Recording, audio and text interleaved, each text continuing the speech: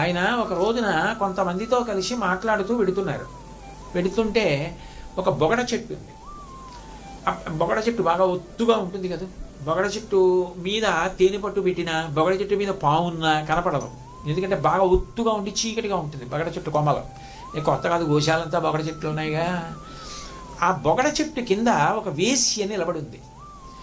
ఆవిడ నీలం రంగు చీర కట్టుకుని నిలబడింది. రామకృష్ణ పరమహంస అలా వెళ్ళిపోతుంటూ ఆవిడ్ని ఇలా చూశారు.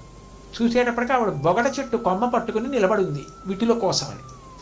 ఆయనకి అకస్మాత్తుగా అశోకవనంలో అశోక వృక్షపు యొక్క కొమ్మ పట్టుకున్న సీతమ్మ జ్ఞాపకానికి వచ్చింది.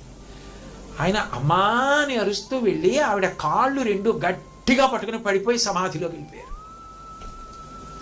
చుట్టుపక్కల ఉన్న వాళ్ళందరూ హడిలిపోయి ఆయన్ని పట్టుకుని లాక్కొచ్చి పడుకోబెట్టి భగవన్నామని చెప్పి